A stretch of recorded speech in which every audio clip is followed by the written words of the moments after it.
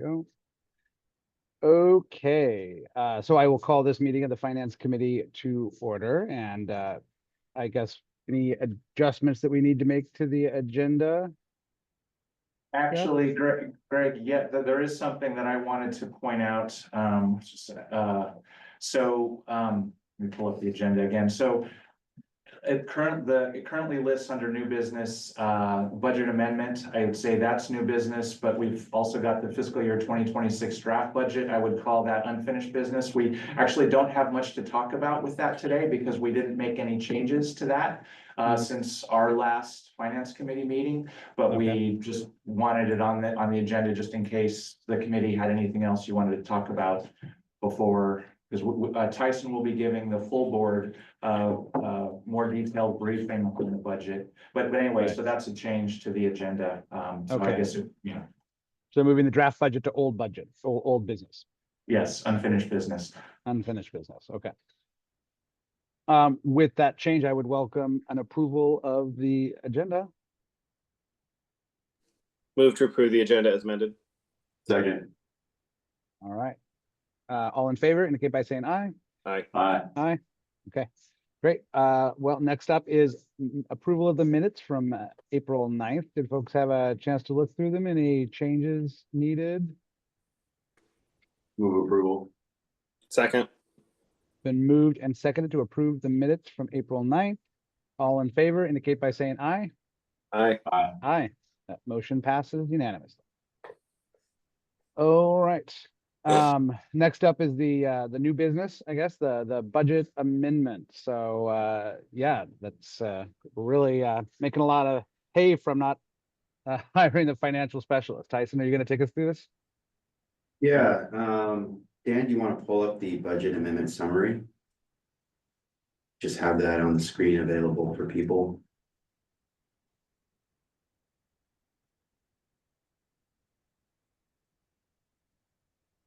All right, let me get the right file here.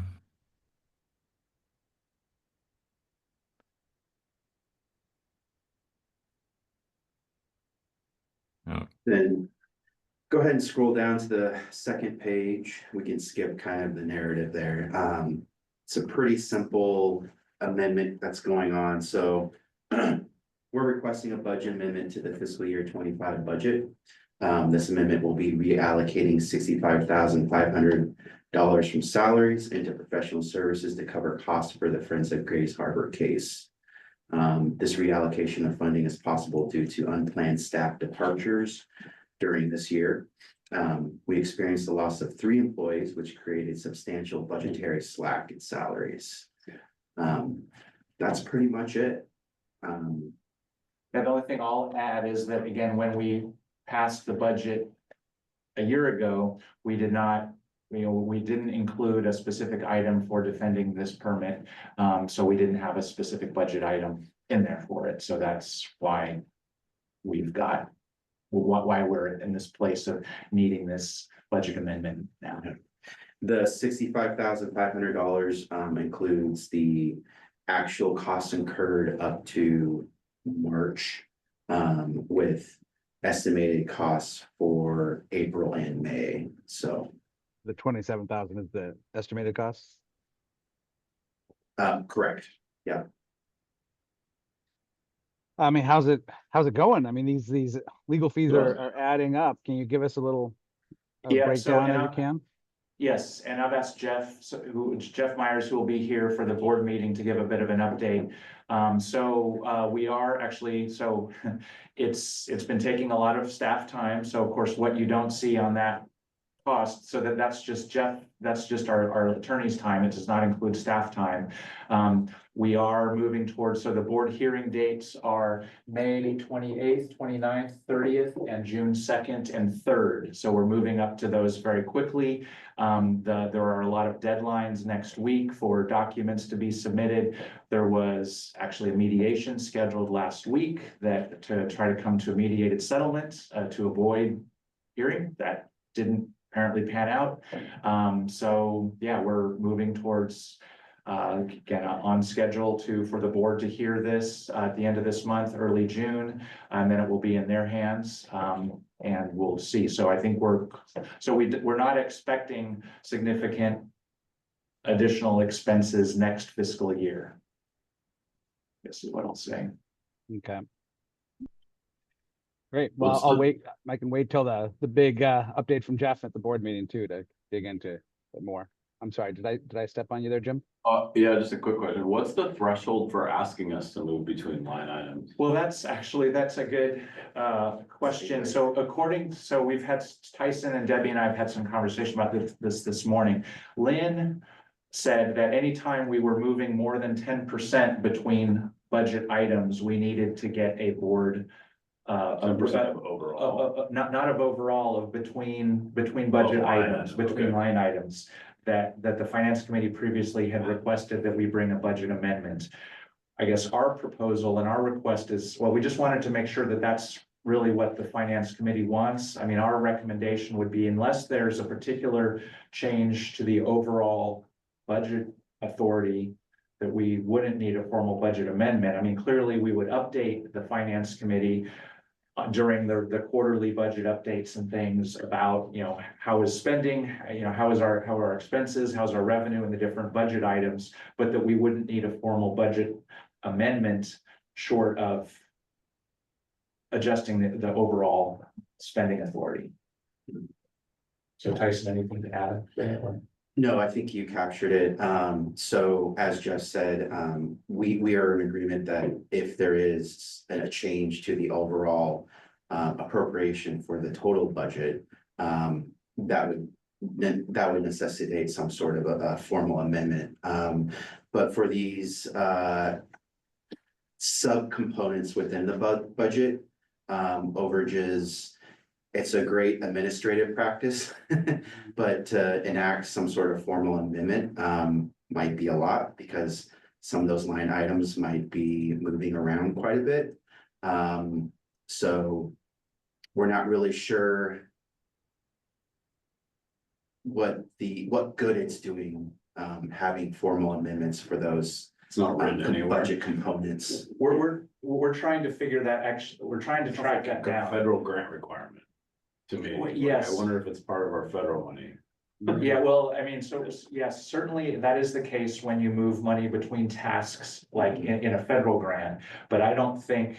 So we're trying to track down where this has been documented, and we'll reach out to Lynn if needed. I mean, Tyson and I talked with her about this, and she was pretty clear that I think it was Randy that had requested this, so we can find out if it's, so do we need a motion? Is it in resolution? Kind of how is it documented? And then we can, we can discuss it more Okay. at our, perhaps our August finance committee meeting. Yeah, I think it just ended up being smaller than I expected. When you were Right. talking about amendments, I was expecting something substantial. Right. And to keep it within the bottom line does seem reasonable to me.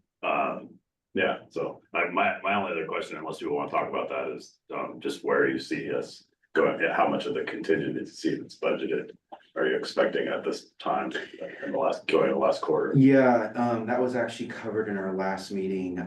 So we are predicting, I believe, 400,000 draw on the general fund, and that's based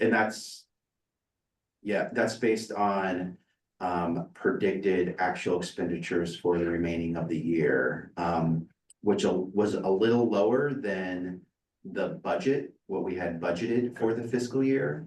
So we are expecting a draw on the general fund. So, Okay, thank you. But somewhat smaller than. Yep. Than budgeted. yeah. That makes sense. Okay. Thank you. All right.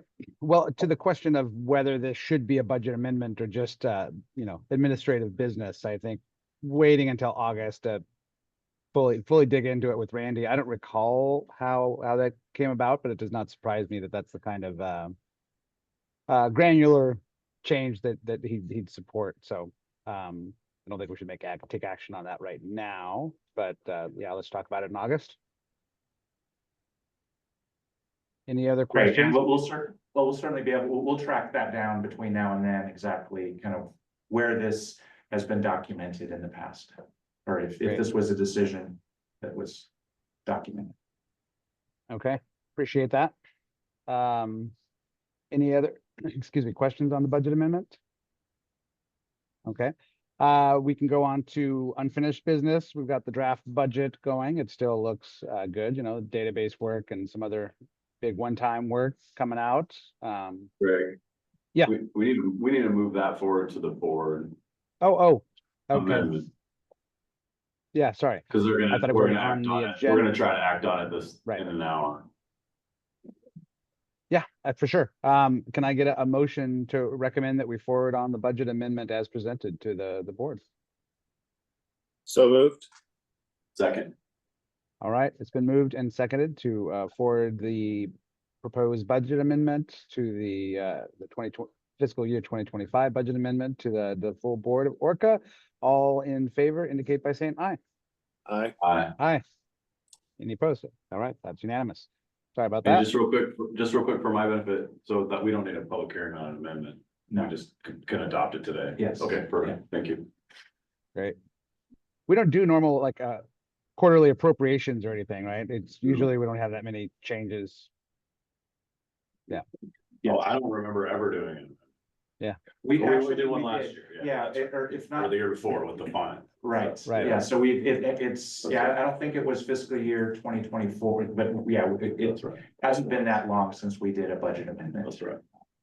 I bet Randy talked about it in that does, I think I do remember the budget amendments, you know, might have come out of that, the unusual fine. You know, it might be more of an expense side issue that Randy was talking about, but yeah. It predates me. Oh. So it wasn't when we got the big settlement a few years ago. It was prior, it would have been prior to that. Okay. So, because I remember Lynn referred to, because when last time we did the budget amendment, it was prior to receiving the big penalty. And I can't remember off the top of my head exactly what was driving that need for that budget amendment. Or it was something maybe related to one of our grants. Related to maybe Chica Peak. I can't remember. But Here's Randy, maybe he remembers. Greetings, Randy. Hi, guys. Sorry about that. You know how it is being a commissioner. I'm outside walking around on the phone, dealing with another emergency. So Yep. what did I miss that you were asking if I remember? Well, we just made a motion to, I don't know if you looked at the agenda, but to move on the fiscal year 2025 budget amendment as proposed to the board as a whole. And it's a, you know, relatively minor budget adjustment to take care of the legal fees for the case in Grace Harbor County. Yeah. But we were trying to dig down and staff is gonna kind of try to dig it up the historical record on this, but there's a policy, whether it's written or unwritten, is unclear at this point, that maybe you were helpful in generating, that any draft, any budget amendment comes through the finance committee and the whole board, and instead of if they're still within budget capacity and everything, just administratively doing it. And we're just trying to track down the history of that and the rationale behind. I know I would have been here, but I don't remember that. That's good sound policy that whenever you have, but that's a budget amendment. If we're not having a budget amendment though, if it's within what you have, that's not a budget amendment. So I think the question is what triggers a formal budget amendment? In this case, what we've got is for the current fiscal year, because we had an expense related to our legal fees that weren't part of the budget. And so we're moving money between two budget categories, between salaries and professional services. And it's and there's a that makes sense. threshold. If you're doing that, that makes sense, because I know for myself it was a $15,000 threshold that you could move between them. But anything other than that, it was, especially I did that here in my county as well. Anything above that came to the commission in order to be able to basically bless it. So I think the question that is on the table, or the question that we would like clarity on is what's the threshold that then triggers a formal budget amendment? And we can look to see if that was documented. I'd heard Lynn say at different points, like more than 10%, but I guess that 10% of the particular budget category. I mean, in this case, it's a budget amendment of roughly $65,000. So it certainly exceeds, Randy, your threshold of $15,000. But again, there's no change in overall budget authority. It's just moving a relatively small amount between two different pots, essentially within the overall budget. No, I got you, but because we do a bottom line budget, you don't want to set it up for the future for somebody that's not you to be able to just move it and jump around 65,000 from here to there. That's why that's in place. I think we should it doesn't hurt us to go through the steps and just do it. Unless you're telling me that you think there's a something that would create a time difference or something that we have to do. Because a budget amendment, you probably have to do all the stuff too, huh? The 2 weeks and. No, we haven't. No hearing. Well, then if we don't, why don't we just do it the right way and just make sure everybody sees the transparency in it? I don't see any issue with that. Randy, we are doing it. We don't have a problem with it. We're just trying to understand where it's documented and make sure that we, as Tyson takes over the reins of the finance, that we have clear policies. I think, Tyson was coming from the perspective, and you can speak for yourself, Tyson, but that maybe it was, a step further than he was normally used to in this kind of situation. But I don't know, Tyson, do you want to speak to your thoughts? Yeah, so a question of, the usefulness of actually having a formal budget amendment when we're moving any sort of overages over 10% between different components within the budget, where we're not changing the overall appropriation, the bottom line budget. We're definitely bringing up any sort of changes within those components during our quarterly updates, quarterly reports. So I was just wondering, the historical kind of reason why we have this 10% threshold within budget components for formal budget amendments. So.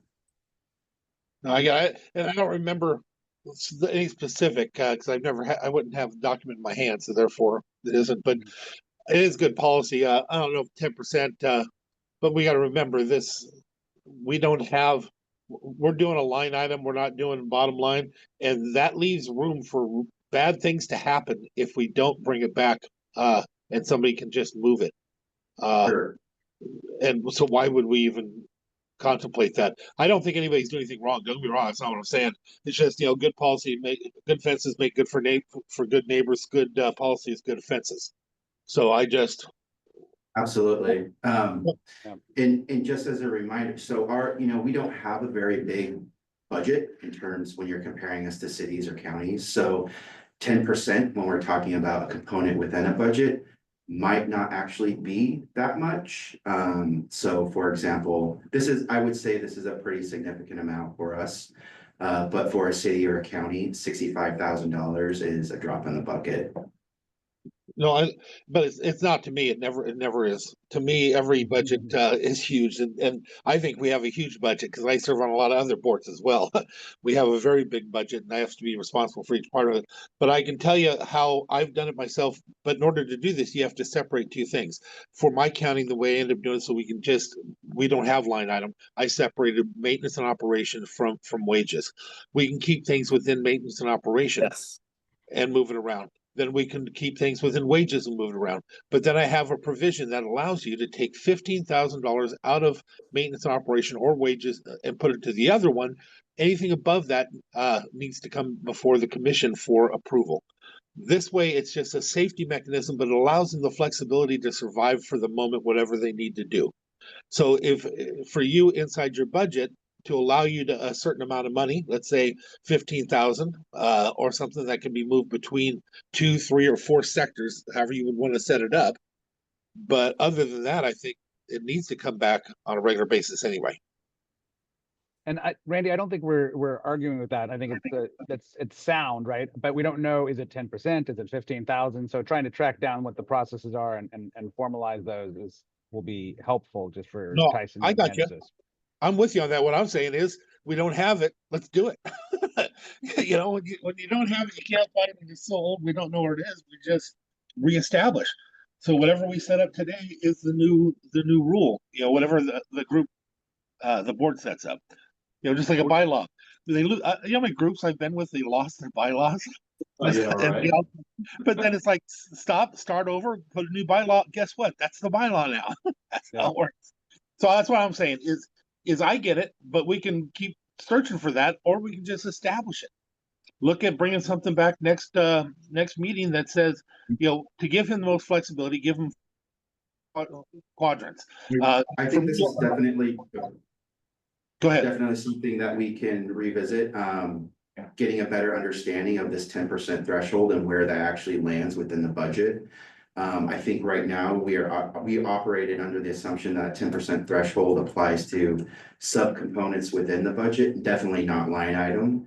But creating some sort of written guidance on authority to move budget funding around, and get that written with input from the board, definitely. Yep, so our next scheduled finance committee is in August. So Tyson and Debbie and so staff will work to find out where this is documented, find out a little bit more context, and then we'll tee it up for a discussion and either reaffirming what's already in place and clarifying what's already in place, or adjusting it if the committee feels that and then the board feels that it's worth adjusting. But yeah, so we'll tee that up for August. Well, now's a good time for Tyson to look at what he thinks would work. But I just ask you, Tyson, please, simplicity is always at its best and it's the most trusted. Absolutely. If you were to set it up, like I said, for me, the simplicity of 2 quadrants works for me. But if you set it up with 4, but keep it that simple.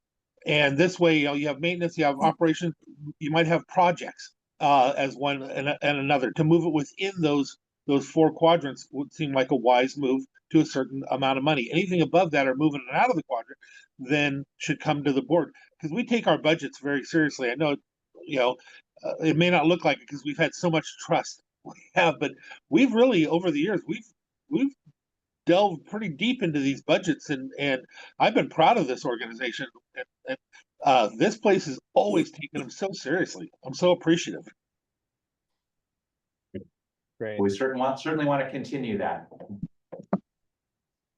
All right. So maybe, can I just suggest that since we have what Randy's policy is in Mason County, the 3 of us check and see what we do in our home jurisdiction. It's a little bit, I can admit, I don't know the answer because we just do a quarterly budget amendment at the city routinely. Because it's $100 million budget.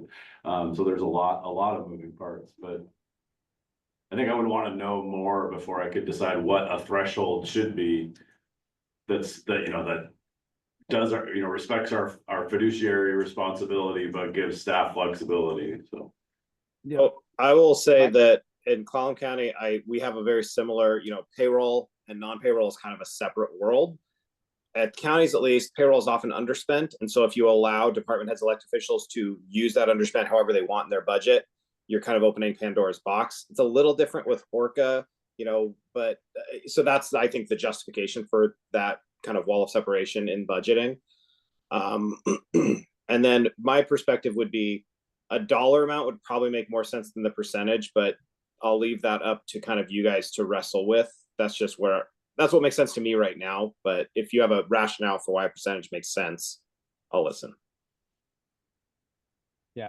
but I think the salary point is really good because we still have that as our biggest expense. By far. So maybe we talk about something that's by section, by larger category and not by 1 line to 2. That's why I was recommending quadrants. Set up maybe 4 different things, projects. Yeah. That's just a simpler way to do it, because if you start moving money from projects into wages, it won't have as big effect. All of a sudden, we have to realize we have risk of doing something with projects. If you start losing money or gaining money in wages, sometimes it can be reused. Yeah. which is kind of what we're doing here, right? We're moving things from wages, from vacancy savings to professional services. So in any case, this would be moving between whatever categories we're likely to set up. So we would likely be having this conversation. Well, I could see a day where professional services are the same category as salary too, and not down in operations, right? It's That's more similar work. The other thing about payroll underspend is you don't want to accidentally double count, right? You don't want to say, well, we're keeping this position open to save money. And it's like, oh, we're going to use that underspend to do this other thing. And really you're counting it twice. Yeah. All right, good conversation, and we'll, I think Jim's point is good. I'll go back and look at exactly how we address this in Jefferson County, but we'll count on Tyson too to bring back whether it's historical research or a suggestion that we can chew on and something tangible for the August finance meeting. Okay. Cool. Okay, on to unfinished business, the draft budget for fiscal year 2026. This is our second read. As Jeff said before you arrived, Randy, there's been no changes to the budget that we looked at last time.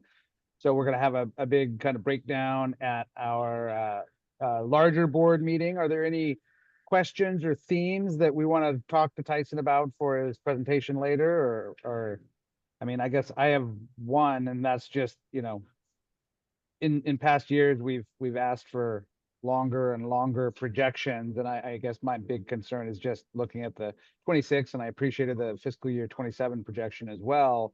We're just, it really is starting to look like a looming cliff, you know, and it was 75% of our budget and salary. What's our remediation for that?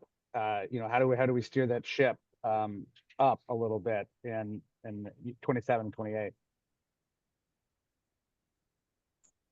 So that's a question. So, I mean, I can address that. So yes, I mean, we are looking at that. I mean, I think that's going to come through a variety of different areas. We're looking at efficiencies, ways that we can, you know, and been talking with Mike and others about things we can do to reduce the amount of staff time on certain things. We're also, we're needing to do a deep dive in our fee programs. You know, we are making an adjustment to our land clearing burn permit fee program in this year's budget. And that's again, a pretty small program. That was a fairly straightforward analysis to do the workload analysis and see what it's costing us to operate that program. We need to do something similar, and we're starting to do that in our new source review program, our registration program, and our asbestos and demolition programs. Those are our three big fee programs. Of course, our AOP, our large air operating permit fees,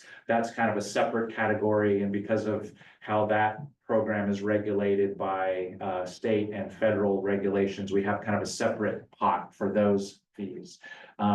But so that's something we're going to be looking at. I mean, Tyson and I are also concerned about, you know, we want to avoid the cliff. I mean, we you know, the agency, as we talked about earlier, we're not using as much of our contingency fund as we had budgeted this year for a variety of reasons. But we do have the next year's budget does again have a slightly larger, more than I think about $450,000 in contingency funds.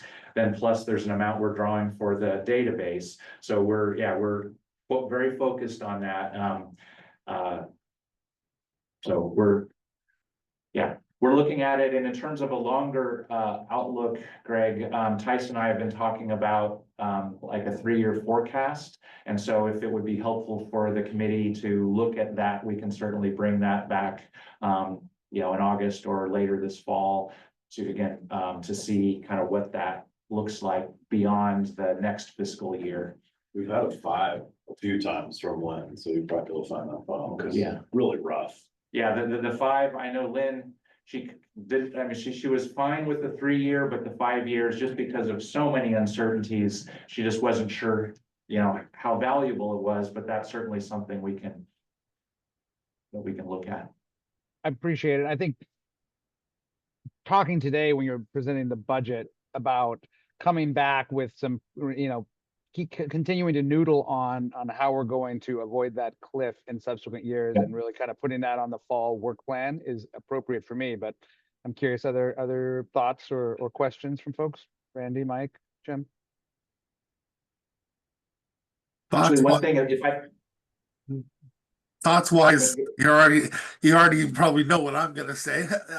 Another way of looking at it is how much we expand on what we're paying everybody. I got to tell you, we've done pretty well for our staff around here at times where I'm not sure we should have done as much. Remembering always that when you give a cost of living on top of a wage increase, those are both wage increases. And I know here at my county, we did away with the cost of living, and that's how we do our wage increase because that's both of them are what it is. You're just putting a different colored name underneath it.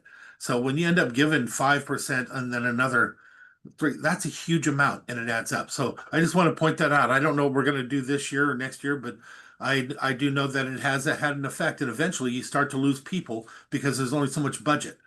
And I know I'm always looking way too far forward, and Greg and you guys have dealt with me long enough. And our illustrious regular board member chair is not going to have to deal with it for much longer. But I tell you, I sure appreciate you guys, and even when we've disagreed, I appreciate you always at least heard me out. Yeah, Thanks, Ryan. actually, looking at the payroll expenses, when you compare it to this fiscal year's budget to the next fiscal year's budget, there's actually a reduction of 3% in budgeted expenditures there. Also looking at non-payroll expenses, when you discount the database, we are also have a decrease of 3% in non-payroll expenditures year over year. So we are cutting costs. Lead with that. And I would say we're trying to operate as leanly as possible. So another thing that I would add, because I know the committee had quite a bit of discussion last month about outdoor burning, and because that's largely an unfunded program, over $300,000. And so we are looking at, and so in conversation with Tyson and with Mike and with Dan about bringing some information back to this committee in August with some of the things that we're looking at. And we've got residential burn permit program in Thurston County and parts of Grays Harbor County.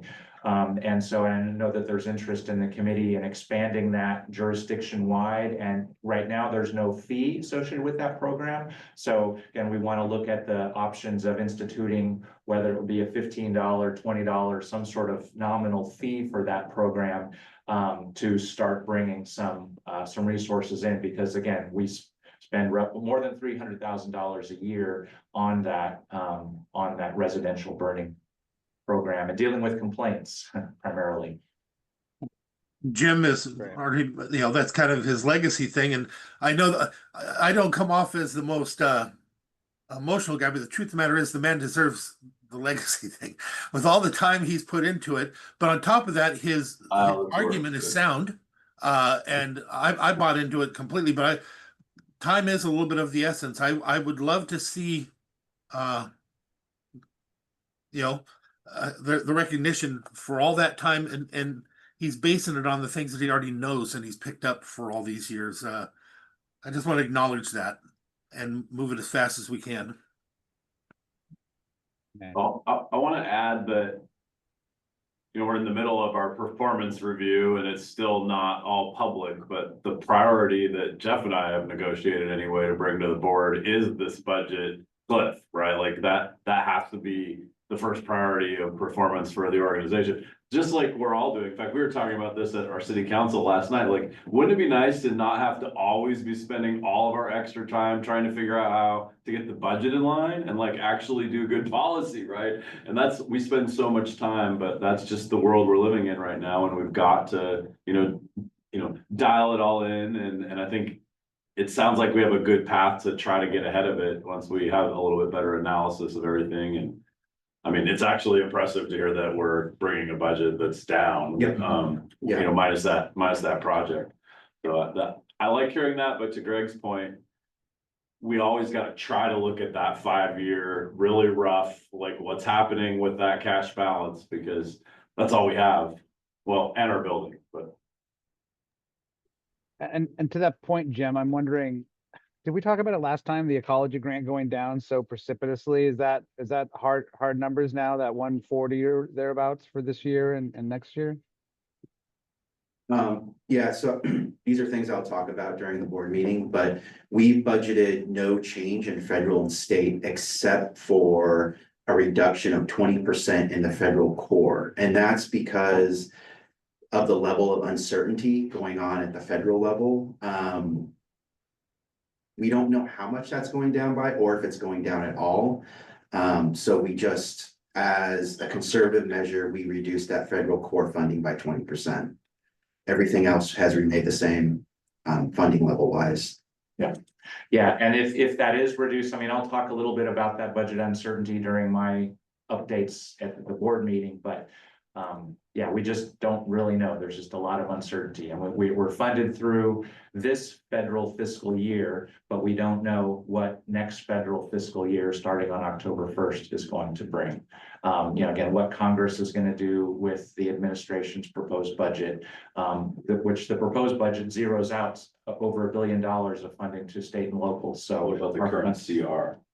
no, the CR is good. Okay, cool. The CR funds us. Okay. It's what are they gonna do starting with the next federal fiscal year? Mr. Chair, do you think it'd be appropriate maybe to send somebody or to appoint somebody, or because I don't want to put everything on our new guy here, but he may have to be the one to do it. Copy and paste is always a beautiful word, and the truth of the matter is there's so many other agencies around there. I'm not a fan of raising fees, we know that, but at the same time, there are things that come up that might bring in revenue, like what Jim was talking about, and it's a legitimate way of doing it.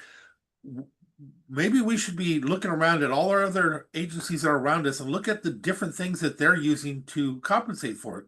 Because no matter what, we're doing the job somewhere, and somewhere the money has to come from. Sometimes internal is the best way to do it, but sometimes external, and finding out where they're getting their money or how they're charging others. So perhaps a breakdown from the other entities and somebody doing an analysis to see what we have, what we don't have. So we regularly meet. In fact, was meeting all day last Wednesday with the air directors from the other 7 Washington. Well, was one air director who wasn't there, but the other local airs. So we do regularly meet with them, and so some of them have recently adjusted their fees. So Mike is working with their staff to kind of understand what they're doing. So and similarly, you know, we're involved with national organizations, the National Association of Clean Air Agencies, but yeah, but particularly within Washington, because especially the Northwest Clean Air, Southwest Clean Air, Spokane Region Clean Air, the 4 agencies are all roughly of the same size. Again, our local regulations differ to some extent, but our mandates, you know, from the State Clean Air Act are all the same. And so looking at what they do is important. So Randy, I agree, and we can bring examples of what they're doing back to this committee. But yeah, yeah. When you're talking, I just wonder, is our overhead rate dialed in? Like within those fees, like, or is that a point of opportunity? No. Okay. Lynn and I actually discussed this. We don't actually collect a lot of revenue from an applied overhead rate. So we use a de minimis overhead rate that's either established by the federal government or state agencies. And so if we could create an internal overhead rate and then present that to the federal government or state agencies for adoption. The issue with that is you're not really generating new revenue. Within our fee, I mean, in our fees, like how within the overhead fees? within the fees. That's a good question. I'm not aware of any sort of internal overhead rate built into the fees. Yeah. Like building maintenance and everything should be being paid for by the Sure. fee schedule, right? I will look into that, Jim. That's a Okay. Good idea. Yeah, but at the same time, what I'm hoping is, for example, Jim, your example that you want to put forward isn't going to bring us in a lot of money, because I don't want to make super mandatory with penalties and stuff, but it's going to bring in some passive money that will start to come in with that. Where it helps with an unfunded mandate. Yeah, we haven't done it. So if we haven't done it, I'll bet you though somewhere somebody has. And so if we see what they've done and we see a list of all their different fees, we might be able to say, you know what, that's a legitimate one for us. Or maybe we even go in another direction to think of another project that we may be able to bring other grant money in and other fees as well, because we see somebody's doing it in Seattle or whatever. That's what I think looking for. Jeff told me last week that Puget Sound's gonna ban outdoor burning completely, and I think that's the thing we have to think about as we bring forward a policy like this, though. It will be a diminishing return. Yeah. And we'll still have the same volume of work, even if we have a ban, because people will violate the rules, right? Puget Sound Clean Air is looking to, there's a provision in the RCW that requires local layers every 3 years to do an analysis about reasonable alternatives to burning. And they are doing an analysis that shows that they believe that in their 4 counties, there are reasonable alternatives to burning. And so it would be banned. They banned land clearing burns a number of years ago. So this is just residential burning. We believe from some analysis we've done, we think that we could make that case in Thurston County, but we don't think our other 5 counties, and there might be parts of Mason County. Again, it's sort of one of the analyses that you do is how far from a transfer station for transporting yard debris and things. And so how many miles are you from a drop-off station? So we haven't done that analysis. We've had some conversations about it, but that's what Puget Sound is doing. But other locals do charge a fee. Actually, I think ORCAA might be the only local that for residential burn doesn't charge a fee. I know Yakima charges a fee. Well, actually in Spokane, again, it's a little different. I think they've primarily banned residential burning except for like 2 weekends a year kind of thing. So again, there's a lot of differences between locals, but there's some similarities too. So Randy, to your point, I mean, we certainly want to look at what our peer agencies are doing and draw, learn from what they're doing, but also recognize where there are differences. Yeah, but I also want to say I don't want to follow that pattern, and I'd stand against it because I got a lot of rule, and just because it sounds good doesn't mean it is good. But with that being said, think about the idea we have our land burns that we have out here, where it's set up to go through our fire marshal and stuff like that. What if there was a provision that allowed for a streamlined, a quicker version of it, for example, where we had our own staff that went out there and they paid this special fee to have our staff go out and do it? That would be another perhaps revenue generator, but that may be another thing for other things that we do for streamlining. You want to take a different process, a different path, you can pay this amount to get ahead. They do that for water. I don't know if you know that. You can pay to move up on the list on being looked at for your water systems and your water areas. You pay to actually take care of the person that's in line in front of you. Sometimes there's different things that they do. These type of little things can all add up, and it actually could be a way of creating better service. I'd love to be able to do both. I'd love to be able to give them better service while if they choose to pay more to have that extra service.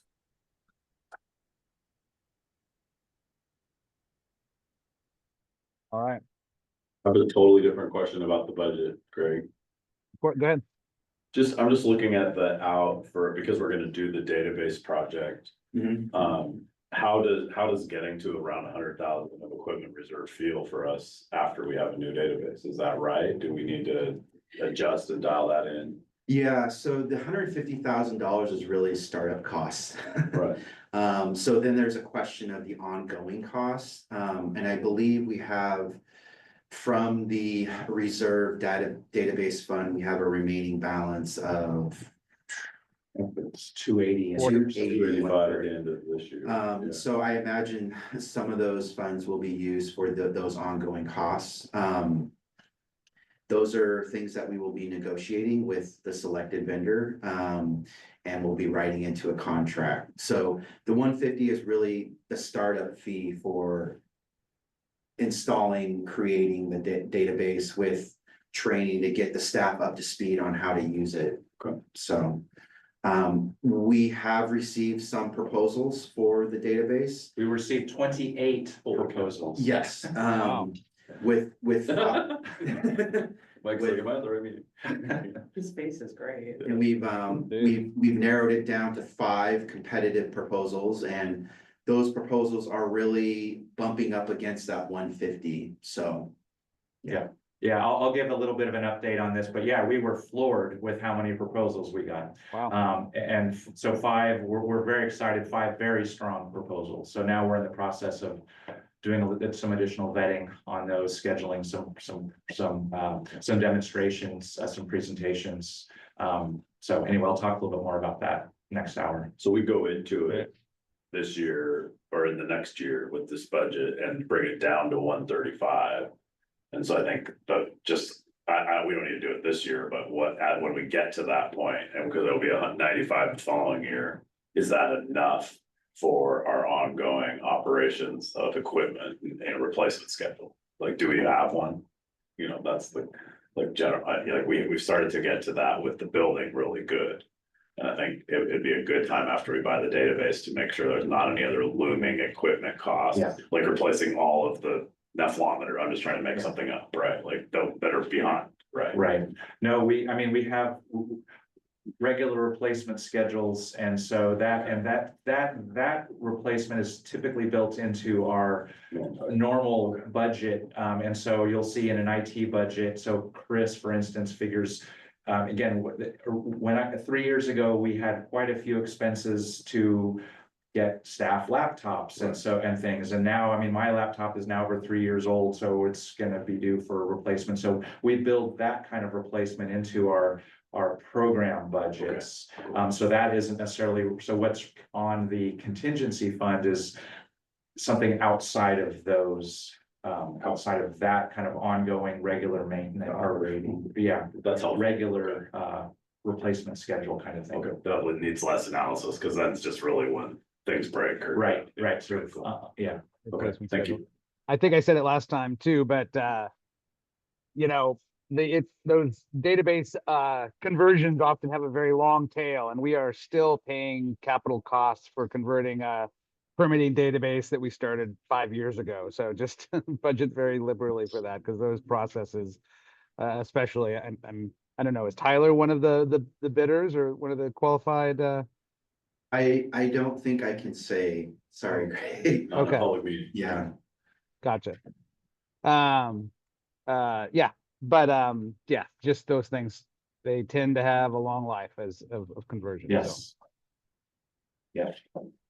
Okay, any other questions on the draft budget? I guess my report will focus mostly on the budget amendment and just a little bit kind of teeing up Tyson's presentation of the 26 budget. Are there other things that I should focus on from this meeting? Talk about clarifying our process about budget amendments in the August meeting as well. Right. Okay. Just that I think you should tee up at the beginning of the meeting that it's uncomfortable, like, I think, so that we all, like, we're really just acknowledging that we all know the place we're in, we can see the line, and we know we have a whole bunch of work to do, right? Yep, will do. And I'll make reference to the ED goals as well. I guess that would be appropriate. So, and I'll use this subsequent time. I didn't get a chance to dig through those documents you sent over, I think today, Jim, but I'll dig into those too. Anything else for the good of the order? Just You a want a comment that motion? we're not in trouble. The funny thing about organizations like this, there's always a storm looming over the top that's ready to take us down and topple us down. It's been that way since the beginning of time. After a while, you stop reacting to it and getting scared. Totally. But the truth, it's always like that. But we've always handled it. And so if anybody's new and looking on, this is nothing different than it was last year, the year before that, and the year before that. And it's nothing we won't handle because we got some great people. And we got great financial people that understand their stuff. Thank you, Tyson. And we're going to be just fine because we got this. It isn't that big a deal. And I'm the guy that's always crying we're broke. So Yeah, I appreciate hearing that from Yeah. you, Randy. That's good. Outlook is Yeah. good. Your magic 8 ball, Randy Netherlands. Yeah. That's great. Do you need a motion on the proposal to go to the board? to Which chair which the proposal? budget? Do Oh, do I? I think we do did you that wanna last approve? time. I thought, I think we did that last month. Oh, I didn't remember Yes, that we voted. Okay, Yeah, cool. yeah, we did because. Because of the public hearing. Sorry. Yes. We had to so get it, yeah. So this, yep, so the budget went out for public comment last week. So, yep, so no motion is needed on the draft fiscal year 2026 budget. we're just not recommending any, there's no motion because not recommending any changes. Yeah, okay. And then Have we had any today, public we're comments? just having a presentation, and Right. next month we do the public hearing and the adoption. Correct. Okay, perfect. All right, great. Anything else for the good of the order? Okay, well, good conversation, folks. Thanks for your active participation, and Tyson, thanks again for your good work. Seamless transition, and we'll see you back here at 10. Okay, great. Bye, guys.